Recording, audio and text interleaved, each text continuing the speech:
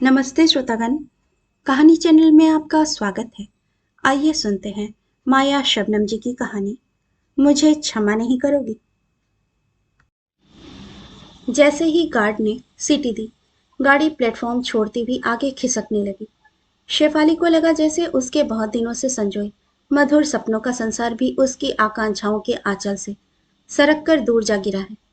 बड़ी बड़ी पलकों की कोरों से झांकते आंसू कोई देख न ले, इसीलिए उसने अखबार पढ़ने के बहाने झट से अपना चेहरा ढक लिया। लेकिन वहां तो अखबार का हर अक्षर उसकी स्मृति के पन्नों से जुड़कर उसका उपहास उड़ा रहा था। ग्राउंड इंजीनियर अनुराग, स्वस्थ, सुंदर, खूबसूरत, अच्छी नौकरी, लंबाई 5 फीट 11 इंच। क्या तू उसकी बीवी बनने योग्य है? नहीं, कभी नहीं, स्वप्न में भी नहीं। तू तो ठीक नहीं है। क्या हुआ जो तू हर परीक्षा में प्रथम श्रेणी में उत्तीर्ण होती आई है? सुडौल है, नाक नक्श तीखे हैं, रंग कश्मीरियों जैसा है और रेडियो गायिका भी है। लेकिन कद तो सिर्फ 5 फीट 2 इंच ही है, जबकि अनुराग के माता पिता चाहते हैं कि उनकी बहू कम से कम 5 फीट 4 इंच हो। कद में इस 2 इंच की कमी ने ही तो उसकी सारी योग्यता, सारी सुंदरता पर पानी फेर दिया। महीनों से संजोया उसका सपनों का महल धाराशायी हो गया। उसकी एक एक ईंट गलकर उसके हृदय को आंसुओं से सराबोर कर गई। बहुत प्रयत्न करने पर भी शेफाली हठीले आंसुओं को ना रोक सकी। आंसू ढलते रहे, वह अखबार की आड़ लेकर उन्हें सुखाती रही। जो कुछ बीत चुका था और घाव बनकर उसे कुरेद रहा था, ना चाहते हुए भी उन उपहास भरे क्षणों के बीच निराश नायिका की तरह उसे दौड़ना पड़ रहा था। और साथ ही दौड़ रही थी उसके बीमार भैया और असमर्थ भाभी की आंसू भरी निगाहें। कैसी रिमझिम रिमझिम सौंधी सुगंध से भरा पूरा था वह दिन, जब कॉलेज पहुंचते ही शरारती उर्वशी ने उसे तार पकड़ाकर उसके गुलाबी कपोलों को मलकर बिल्कुल सिंदूरी कर दिया था। फिर कहा था, ले, आ गया तेरे अनुराग का बुलावा। रसगुल्ले जैसी कुछ मधुर मधुर बात है, तभी तो तुझे भैया ने तार से बुलाया है। देख शेफाली, बढ़िया मिठाई लेकर ना लौटी तो कमरे में ना घुसने दूंगी। अरे, अब तो तू भी आकाश में उड़ेगी, फिर मुझ धरती वालों की तू कहाँ सुधी लेगी। और उत्तर में पुलक से भरकर उसने अपनी प्रिय सहेली को पकड़कर चूम लिया था। अरे पगली, समय तो आने दे, तुझे रस के सागर में डुबो दूंगी। और फिर पुलकित तन मन से धरती से आकाश तक आकांक्षाओं को समेटे वह उसी क्षण छुट्टी लेकर कानपुर से भैया भाभी के पास लखनऊ के लिए चल पड़ी थी। रात 8 बजे जब वह घर पहुंची तो भाभी उसके थकान से भरे चेहरे की ओर देखकर घबरा कर बोली थी, अरे शेफाली, तू किधर से अंदर घुसी है? वे लोग तुझे देखने के लिए आए हुए हैं। लड़के की भाभी, बहन और छोटा भाई सभी लोग आए हुए हैं और बाहर बैठक में ही ठहरे हैं। कहीं तुझे इस थके कुमलाए रूप में देखा तो नहीं उन लोगों ने? भाभी, मुझे क्या मालूम था कि अपने ही घर में मुझे चोर की तरह छिपकर आना चाहिए था। इन लोगों को इस समय क्यों बुला लिया भाभी? सफर से सारा शरीर टूट रहा है, पहले गर्म चाय तो दो ना। और हमेशा की तरह दुलार से वह भाभी से लिपट गई थी। यही तो तेरी सबसे कड़ी परीक्षा का समय है शेफाली। लेकिन मेरी शेफाली में क्या कमी है? कश्मीरियों को भी मात करने वाला रंग है, सुंदर है, स्वस्थ है, मधुर कंठ है और पढ़ाई में भी हमेशा अव्वल आई है। बस बस भाभी, अपने दही को तो सभी मीठा कहते हैं, लेकिन। और इसके बाद भाभी की आश्चर्य भरी दृष्टि देखकर वह स्वयं लज्जा से लाल होकर छोटी भतीजी को उठाकर कमरे से बाहर भाग गई थी। दूसरे दिन भोर में चाय पर ही उसे दिखाने की बात थी। भोर से ही उसके मन में इस प्रदर्शन को लेकर कोई हीन भावना नहीं थी। दर्पण के सामने जाकर उसने स्वयं से कई बार पूछा था, आखिर मुझ में क्या कमी है? फिर वे लोग मुझे कैसे नकार सकते हैं? फोटो तो पसंद हो ही गया है, यह तो मात्र एक औपचारिकता भर होगी। विवाह के बाद जब मिलूंगी तो उनकी अच्छी तरह खबर लूंगी। अनुराग को लेकर वह अपने मन की गहराइयों में डूब गई थी कि उसी समय साड़ी तथा श्रृंगार का सामान लेकर भाभी आ गई थी। अरे शेफाली, तू यहाँ बैठी क्या कर रही है? जल्दी से तैयार हो जाना, वे लोग तेरा इंतजार कर रहे हैं। और सुन, वे लोग कैसा भी व्यवहार करें, तू अपनी जबान ना खोलना। सदा की तरह आज भी अपनी भैया की लाज रखना, और हाँ, अपनी ऊंची एड़ी की सैंडल जरूर पहन लेना। और यह कहकर भाभी तेजी से चली गई थी। अभी तक तो उसके अंदर साहस ही साहस था, लेकिन भाभी की बात और उनकी घबराहट देखकर उसे भी पहली बार कुछ घबराहट सी हुई थी। और जब वह बैठक के दरवाजे पर पहुंची थी, तो कितना भी धैर्य रखने पर उसका मन आशंका से कांप उठा था, क्योंकि बैठक में बैठे सभी लोगों की नजरें उसकी सैंडल पर ही थी। इन लोगों को मुझे देखना है या मेरी चाल अथवा सैंडल को? यह प्रश्न उसके मन में हलचल मचा गया था। बरबस मुस्कुराकर नमस्ते करने के बाद वह अनुराग की भाभी की बगल में बैठ गई थी। वह प्रदर्शनी में सजी निर्जीव गुड़िया की तरह पलके नीचे किए बैठी थी। उसके मन में अजीब सा संकोच था, जिससे उसके मुख का सौंदर्य फीका पड़ता जा रहा था। अनुराग की भाभी, छोटा भाई और बहन तीनों ही उसके अंग प्रत्यंग को नजरों से नापते हुए एक दूसरे को कनखियों से देखते हुए मुस्कुरा रहे थे। रंग कैसा बताओगे? मेरे ही जैसा ना? अच्छी तरह देख लो, भाभी फुसफुसाकर अपने देवर के कान में बोली थी। रंग मुझसे फीका नहीं होना चाहिए। और फिर चश्मे के अंदर आंखें घुमाती हुई वह उसके मुख के और करीब आ गई थी। लेकिन तभी देवर ने अपनी भाभी को आंख मारकर हट जाने को कहा था, जैसे कह रहा हो, रंग की प्रतियोगिता में तो तुम हर तरह से पराजित हो भाभी। उसे अगर 100 में 90 मिलेंगे तो तुम्हें 10 भी नहीं मिलने के। शेफाली जी, सुना है आप बहुत अच्छा गाती हैं। एक गाना सुना दीजिए ना। जी जी, बिना साज के कैसे गाऊं? बड़ी मुश्किल से वह इतना ही बोल सकी थी। सुरीली आवाज वालों को साज की क्या जरूरत? एक गजल ही गा दीजिए। अनुराग भैया गाने के बहुत शौकीन हैं। कहते कहते सौरभ भी पास की कुर्सी पर आ बैठा था।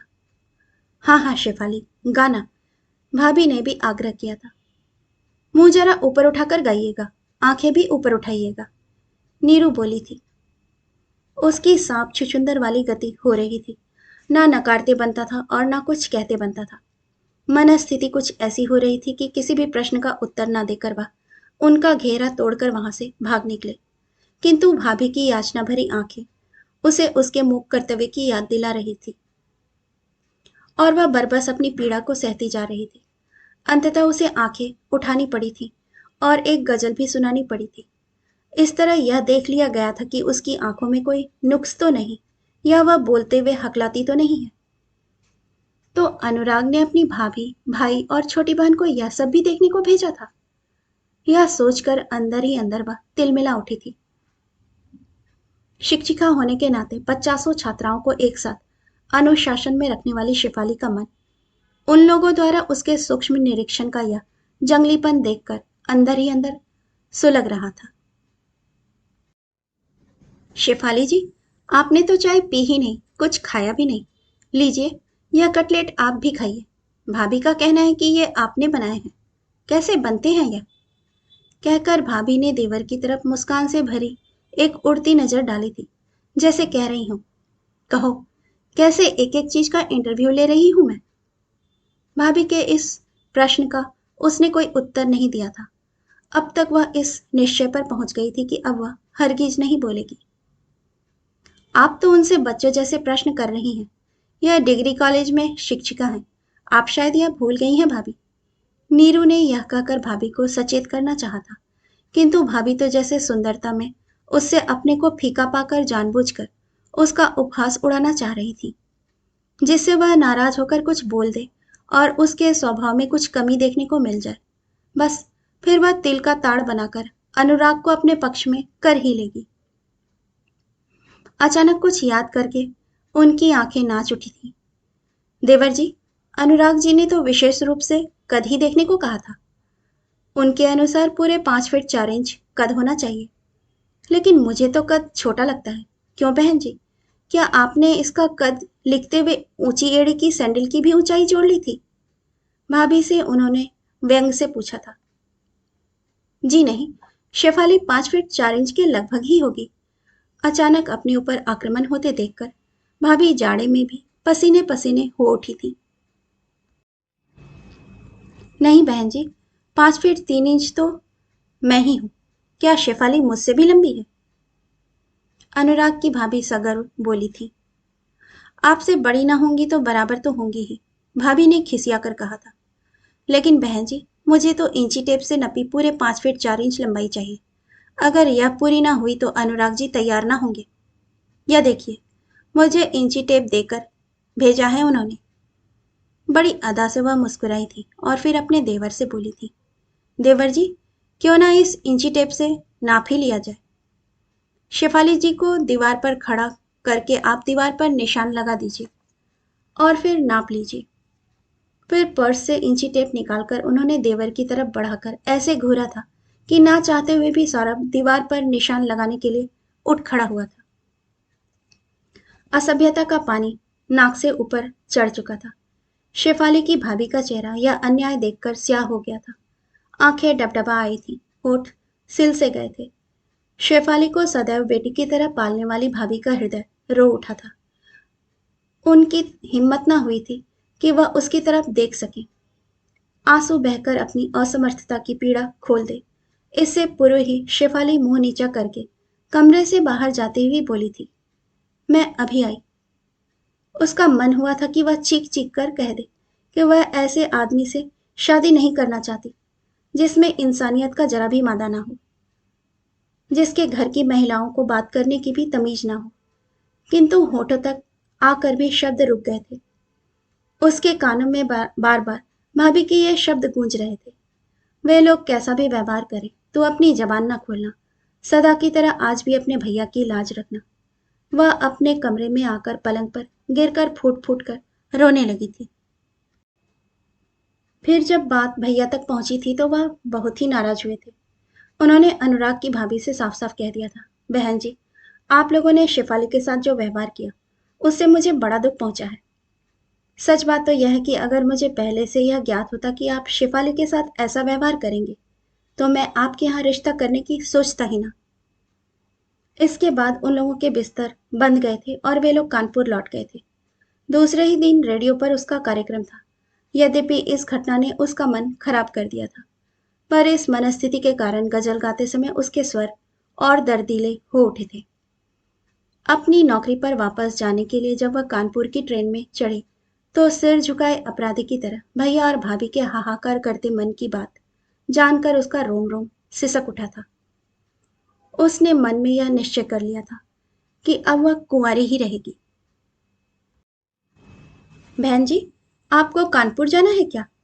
तो कानपुर का स्टेशन आ गया है, भीड़ बहुत है, जरा संभल कर उतरिएगा। सामने बैठे सरदार जी ने उसकी बहती विचारधारा को एकाएक रोक लिया और वह हारे हुए जुआरी की तरह गाड़ी से उतर गई। शेफाली जब हॉस्टल में घुसी तब तक अंधकार घिर आया था। उर्वशी ने अपने कमरे में उसके कुम्हलाए चेहरे को देखा तो उत्सुकता के बावजूद उसने फिलहाल शेफाली से न मिलना ही उचित समझा। उसने सोचा, सुबह जब शेफाली कुछ स्वस्थ हो जाएगी तभी वह उससे सब जानने का प्रयत्न करेगी। रात भर शेफाली को नींद नहीं आई। जीवन में पहली बार उसे महसूस हुआ कि प्रायः सभी दृष्टियों से अनिंद्य होते हुए भी उसे नीचा दिखाने का प्रयत्न किया गया है। देर से नींद आने के कारण वह सुबह देर तक सोती रही। अरे शेफाली, उठ जल्दी, इसे कहते हैं दीवानापन। तू तैयार होकर अपने दीवाने का स्वागत कर और मैं जाती हूँ चाय बनाने। गहरी नींद में सोती शेफाली को अचानक उर्वशी ने आकर झकझोर दिया। अरे, क्या बकवास कर रही है? आंख मलती हुई शेफाली उठ बैठी। अगर विश्वास ना हो तो ले देख ले यह कार्ड। अतिथि कक्ष में मैंने बैठा दिया है उसे। आंखें फाड़ फाड़ कर क्या देख रही है? जल्दी से जा और मैं चली तेरे उस दीवाने के सत्कार के लिए। कहकर उर्वशी तो वापस चल दी और शेफाली कार्ड को ध्यान से देखते हुए बड़बड़ाई, ओह, तो जनाब खुद तशरीफ लाए हैं। ओह, चाय पानी तो दूर रहा, मैं ऐसा सुनाऊंगी कि भविष्य में किसी दूसरी लड़की को देखने और उसकी बेइज्जती करने की हिम्मत नहीं कर पाएंगे।